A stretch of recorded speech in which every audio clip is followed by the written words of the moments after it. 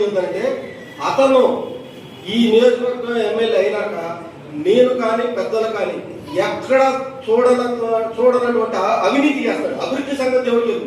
ఆయన ఎప్పుడో ఒక మాట అంటాడు, నేను భారతదేశంలోనే నంబర్ 1 మోడల్ నియోజకవర్గాన్ని తీర్చిదిద్దుతాను అంటాడు. దాంట్లో అయితే ముందు లేడు. దేంట్లో ముందున్నాడు? ఇసుక దోపిడీలో ఉన్నాడు, మట్టి దోపిడీలో ఉన్నాడు, కొండలతో దోచుకోవడంలో ఉన్నాడు. అట్లాగే మద్యం షాపుల గురించి అయితే చెప్పే పనే లేదు. ఇక రెడ్ బుక్ గురించి అయితే అదే అందరికీ తెలిసిన విషయం. ఆ విధంగా దోపిడీలోనూ అరాచకాల్లోనూ ముందున్నాడు. అది సొంత పార్టీ వాళ్ళైనా ఒకటే, ఇంకెవరైనా ఒకటే.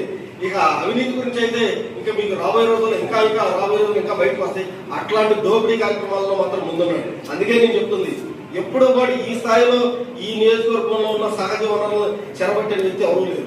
ఆ విధంగా చెరబెడుతున్నారు. మీరే చెప్తా ఉన్నారు, మంగళగిరి మట్టి దోపిడీ ఎలా ఉందంటే ఉండవల్సి సెంటర్లో ఉంచుంటే తెలిసింది, లేకపోతే ఆ ఎన్ఆర్ఐ జంక్షన్ దగ్గర ఉంటే ఉంచుంటే తెలిసింది. అంటే ఎటువంటి లారీలు ఎట్లా వస్తున్నాయి అనేది ఈ దోపిడీ గురించి మనం ప్రత్యేకంగా చెప్పాల్సిన పని. అందుకనే ఇటువంటి దోపిడీ చేస్తారని ఎవరో ఊహించాల. మంగళగిరి నియోజకవర్గ ప్రజలు, పర్టికులర్గా తాడేపల్లికి సంబంధించిన వాళ్ళు కూడా ఎవరు ఎటు ఊహించరు. ఏదో చేస్తాడని చెప్పి నమ్మారు, మోసపోయారు. అట్లాగే ఇక రామకృష్ణారెడ్డి గారు చెప్పిన సూపర్ 6 గురించి అయితే నేను దాన్ని మళ్ళీ రిపీట్ చేయవసరం. ఆ విధంగా సూపర్ 6 రూపంలోనూ మోసం చేశారు. అందరూ ఏదో ఒకసారి అవకాశం ఇద్దాం అనే ఆలోచనతో అట్లా వెళ్ళారు, కానీ ఇట్లా జరిగిందని ఊహించుకుంటే దగ్గర కూడా లేదు. అందుకే 2019లో ఆ దూరం పెట్టింది.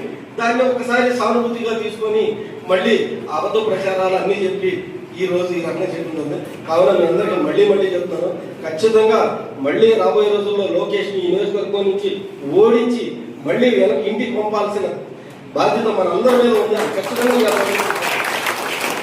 అది ఖచ్చితంగా చేద్దామని ఈ సందర్భంగా చెప్తూ ఈ కార్యక్రమానికి వచ్చి మీ అందరికీ ధన్యవాదాలు పేరు పేరున తెలియజేసుకుంటూ